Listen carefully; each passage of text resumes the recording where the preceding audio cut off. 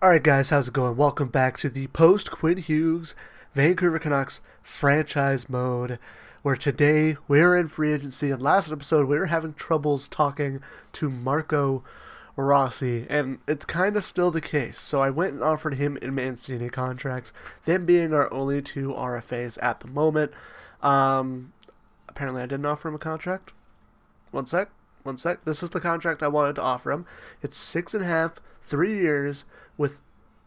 I mean, he's ineligible for the first year, but he's got modified no trade. We could still move him.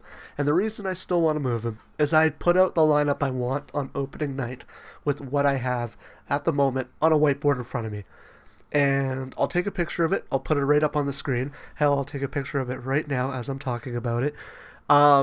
First line, I have Besser, Petey, Dadonov as my first line. Besser would have to play on the left side. I could talk about him potentially playing on the left side this offseason. Maybe that's a thing, just to open it up to make it feel more natural.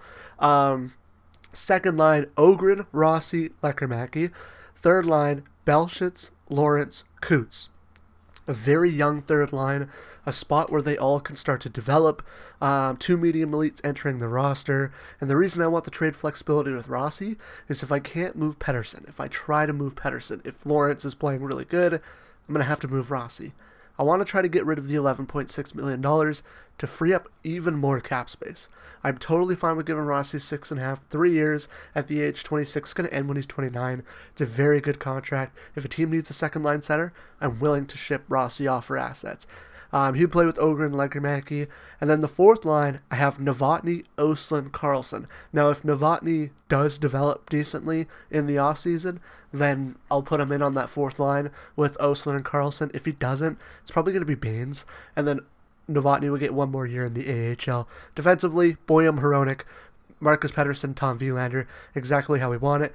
Albert Smits, I'm hoping that he's able to make it up into that bottom pair spot so that he could start to work his way up into replacing Marcus Pettersson. As soon as he's ready to replace Marcus Pettersson, we could trade Marcus Pettersson. His clause is starting to open up a little bit. He has a modified no trade right now. And then DPD on the other side with Demko. And the biggest question we have this offseason right now is, are we getting rid of Lankinen? And are we letting Medvedev move up? Or do we cheese the game? Now, normally I don't like to cheese the game. Here's the rules up on the screen, as I am trying to cheese the game a little bit less. But honestly, if a team needs a backup goaltender by the time it's close to, like when we get to the edit line screen, it's close to preseason. If Medvedev's ready, I'll ship Lankinen off, and I'll even make the price a little bit less. It's not going to be that much anyway. It's a 83 overall backup goaltender who's getting up there in age. It's not going to be a high price. But I'm going to send this over to Rossi, see what he says. And the other thing that we're hoping to see at the moment, in terms of free agents, I don't really feel like there's anybody to go for. We have a guy like Arshdeep Baines in the system ready to move into the lineup if we need a guy in the depth areas. I'm not sure if I really want to go pick up anybody in the depth spots. I mean, like, go pick up a project like Lambert. I wouldn't go pick up him. It seems like he might have a bit of an overall increase, but Brad Lambert, you can go for him if he doesn't have an overall increase. Who is paying 5.5 for a 24-year-old 81 overall defenseman? Apparently someone is, because he's asking for that. Another thing we could do is get Tyler Myers and potentially move off of Mancini, even though we offered him a contract. If Mancini says no, we could bring back Myers on a 1-year deal. He retires a Canuck. Could be a thing we do, but I feel like he's going to drop in overall and he'd just go up in the AHL anyway. I'm just trying to look to see if there's anybody that I'd be willing to bring in. Luke Cunningham again, try to get more value out of him. That'd be funny. Not really. Yeah, not really anyone. You know what? He wouldn't be bad. He's from BC, from Mission. Do we do it? Do we do it? Might as well. Honestly, he plays both sides. I think this is the one contract I will offer, and he's an 80 overall. I can do as many of these as I want. We'll just up it by one. He'll say yes. Yep, alright, we got him. Alright, that's all I want to do in free agency, except for a potential trade, and that will probably come at the time of the preseason. Now, in terms of hiring staff, we didn't have a head coach. I ended up promoting one of our guys, our hire staff. Where am I looking here? Okay, there we go. Coaching staff.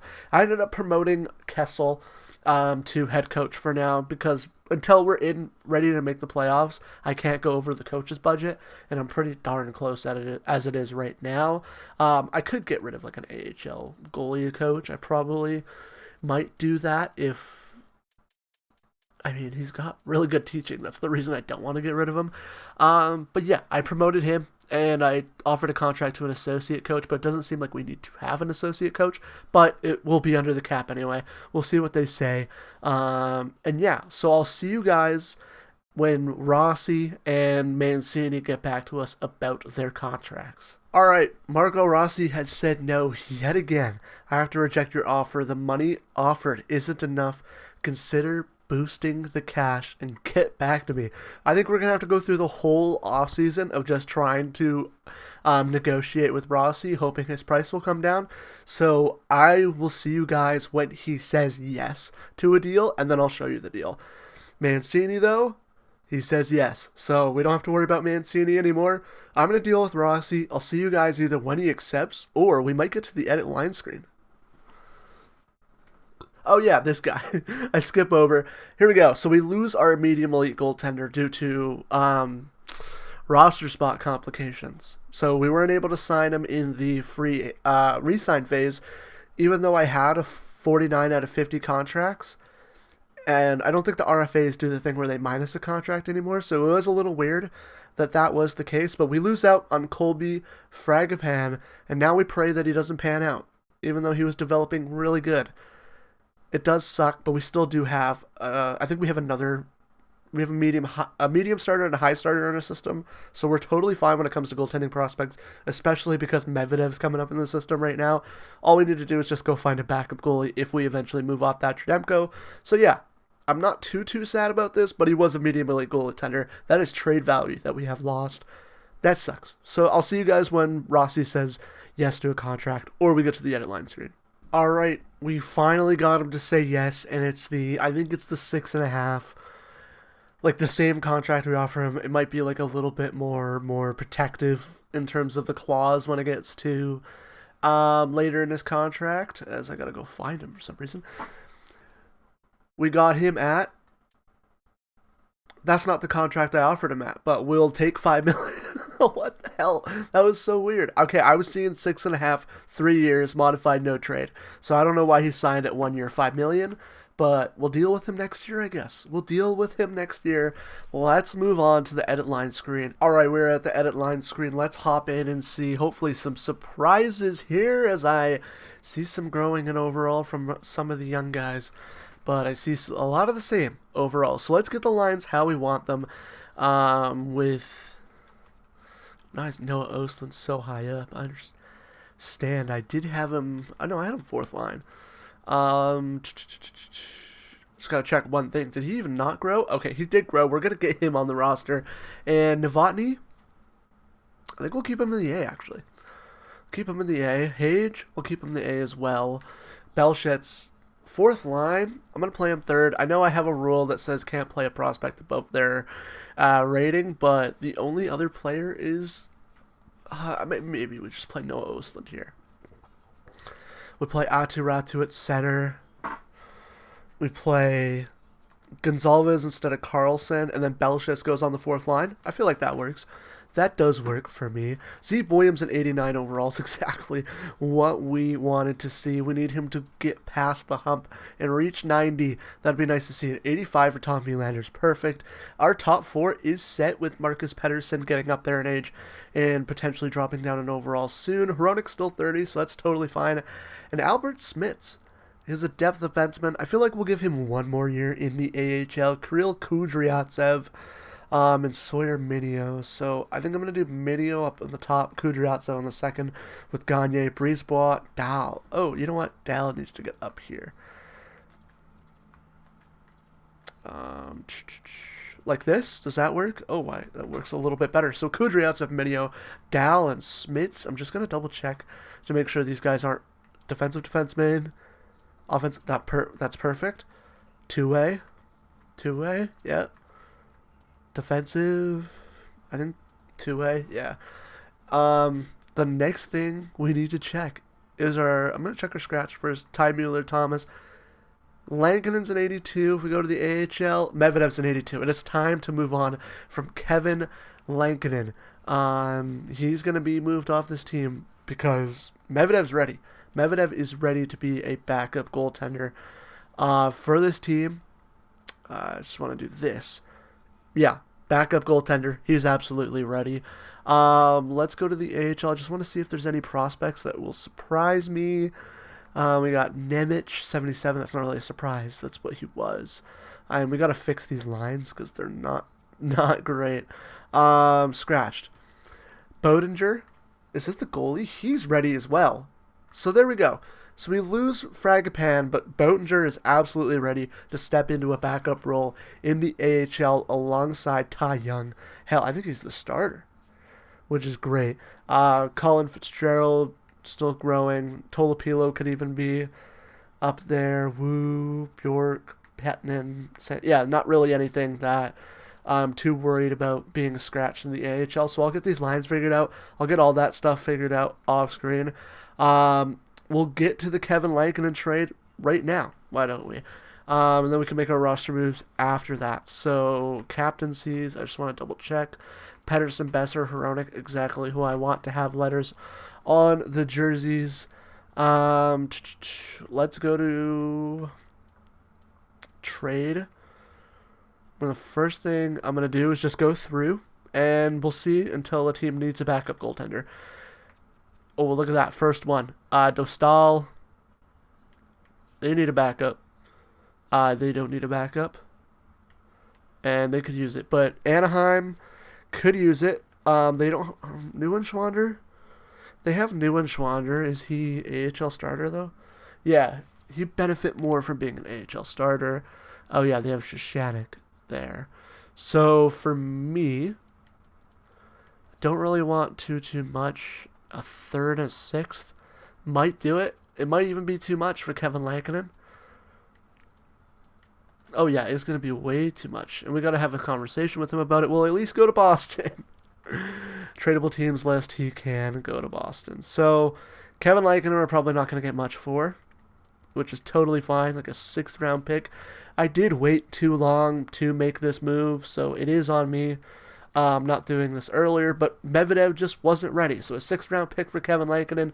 We move off of $4.5 million. Boston only has to take it on for 2 seasons. That isn't too bad. They get the backup goalie they get the backup goaltender they need, and we get to bring up Medvedev and bring the future to this team.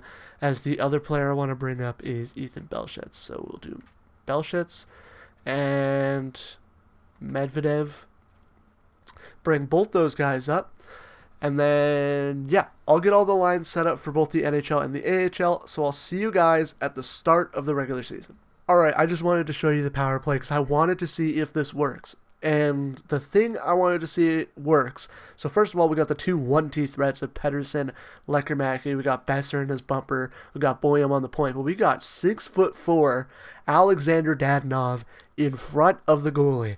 Big guy in front of the net. Now, power play 2. What do you think I'm thinking here? So, we got, before we get to Belshitz, we got Hronek on the point, quarterbacking with Ogren and Coots on the other side. We got Tynan Lawrence in center. And we got Ethan Belshitz, 6'5", in front of the net, screening the goalie. 4-man power play. We got Pettersson, we got Besser, we got Boyum, and we got Dadonov in front of the goalie again. 4-man power play line 2. Lekkerimäki, Lawrence, Hronek, with Ethan Belshitz in front of the net. Also, given the young guns power play time, absolutely think those guys need it because they, just help them develop, get some more offensive instincts in there, and show Ethan Belshitz what he just needs to do with this team, and is go to the net and get greasy goals and screen the goalie. We're going to sim through the preseason, so for sure this time I will see you guys at the regular season. Alright, we are at the first game of the regular season. Now, I did have a conversation with the head coach. Usually I put that on video, but I was assuming exactly what he would say. we're not ready to make the playoffs, which I absolutely agree. We're still in this rebuild, but we're getting to the point where it's starting to put prospects into the lineup and get them ready to go. Look at that. And look at that. And look at that. And I'm pointing at the screen, but you can't see what I'm pointing at. Pedersen, 88. 86 for Besser. 84 for Dadonov. Ogren up to an 85. Lekermacki, 86 with Rossi, 86. Oslin up to an 84. Belshitz still an 82? Or was it an 81? Ratu's up. Lawrence is up to an 85. And I know this is the boost from 5-on-5, so we'll see how this goes. Boyum a 90, Hronek an 89, 86, 85. So this is definitely the boost from 5-on-5. Goaltending doesn't really get much, but yeah, we're going to hop in. We're going to see how this goes. We're never going to touch head coach lines because we want this power play to rock and roll. Let's sim this game against the Seattle Kraken. As I just remembered, if we do go into overtime, I forgot to edit those lines, as Riker Evans could score before I even skip the first period, and we tie it right before I could skip it. Baziv Boyum ties it. It's a 1-1 tie against Seattle, and they get two. Berkeley Catton and Matty Beniers both on the power play. We're down 3-1 going into the third. We would need one here before 10 minutes. A power play would help out. Oh, but the big guys in front, maybe that strategy hasn't worked. One power play. Besser gets one for us here. Just before the halfway mark, we need one more. Seattle gets a power play. We kill it. We got 5 minutes to get one. Come on. Can the Canucks do it? 17 seconds.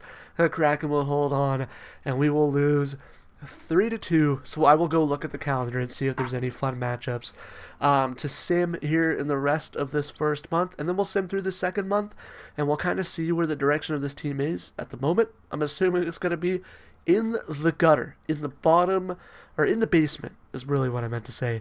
The gutter is closer to the roof. The basement is closer to the center of the earth. We got 2 games against Toronto and a game against Montreal. So I think I'll do this game against Montreal and this game against Toronto, and we'll go right to the end of the month. So let's sim up to this game against Montreal and watch together as this team implodes their chances of making the playoffs at the start of the season. Exactly how we want. A loss to Utah would be nice, and we pick up a 5-2 win. A win every once in a while is nice, right? Winnipeg lost, perfect. 3 straight losses here. Oh, a win. Oh, another win. Oh, there we go. A 4-0 loss. We get shut out by Chicago and Connor Bedard. A loss against Dallas. A shootout loss against Toronto.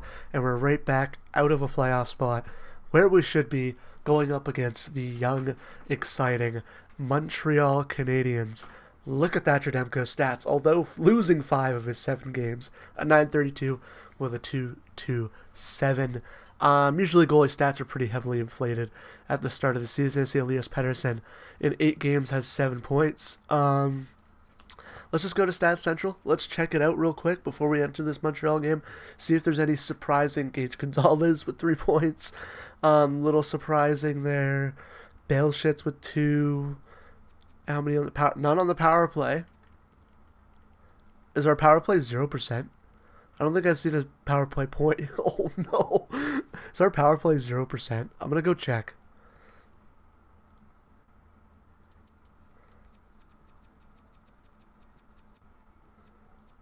Yeah, our power play is 0%. So what I'm going to go do is head coach edit lines before we hop into this Montreal game, fix the power play back to what it was before, and then we'll hop in. So I'll see you guys in this Montreal game. Alright, we're into this Montreal game. That's a little embarrassing, making a power play, making up a power play, being like, this is going to work, guys, and it being 0% after the first month of the season. As we sim through the first period, no goals. Second period, we get 2. DPD, Jonathan Lekermacki, 2 young guys, putting the puck in the net for us. Another power play, and I did see that Lekermacki's was on the power play.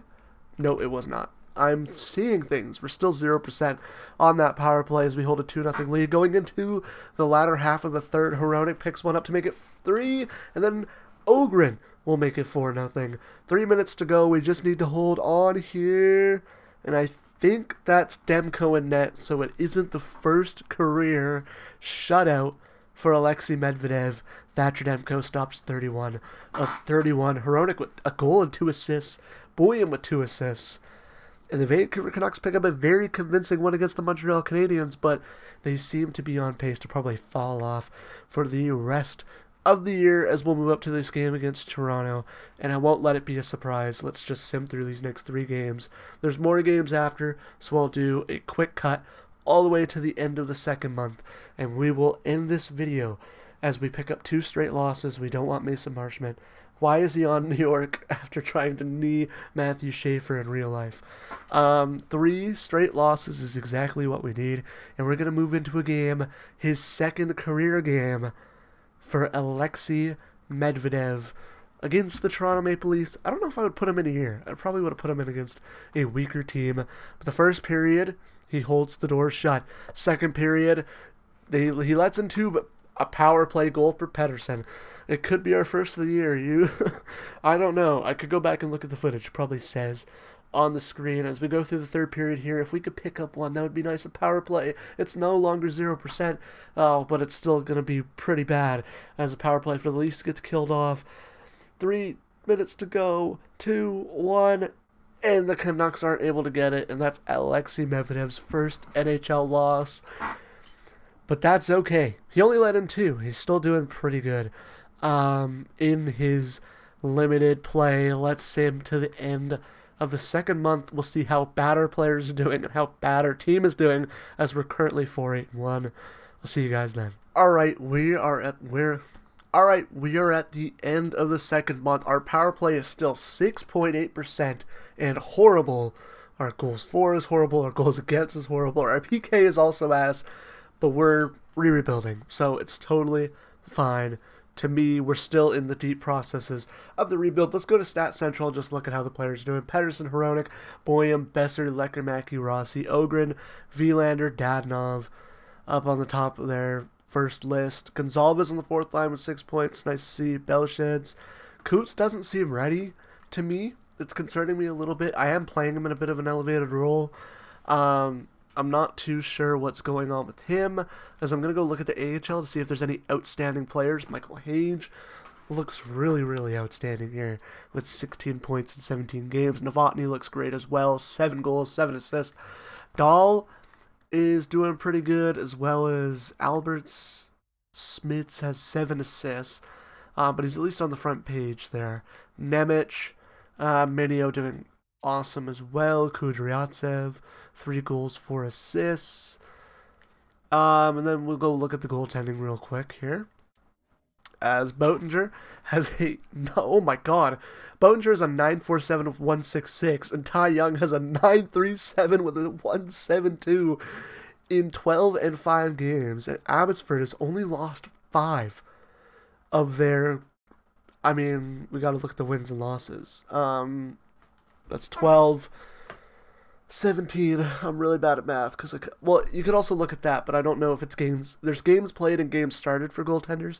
I don't know if that's games played or games started. So, yeah, that's why I was doing the math. In the NHL, though, Medvedev in his 3rd game probably got shelled like crazy. And Demko, there's been a lot of high-scoring games, and that means we're letting in a lot of goals as well. So, yeah, it's looking a little bleak right now, but we have stockpiled our prospects, and we're looking to start to make the push out of the rebuild. It's still going to be 1 year of not doing great, hopefully getting a top pick, and then we can make a push. So without further ado, if you enjoyed this video and you're a Canucks fan, make sure to hit that subscribe button. I set a goal to try to hit 500 subscribers by the end of this in real life NHL regular season. So yeah, leave a like. Let me know down in the comments below what you would like to see. Who should we move? Who should we look? Maybe we should elevate a player in a spot. I'm totally fine with elevating a player above the rules if, and only if, it's like not like a depth forward playing on the first line. Right, Dadonov is the same thing. He shouldn't be playing on the first line, but we don't have first line forwards, so it's totally fine. But yeah, let me know down below. And without further ado, the video on your right is the video from Monday. The video on your left is the video from Friday. Subscribe right down on the video on your right. And I'll see you guys in the next one. Bye.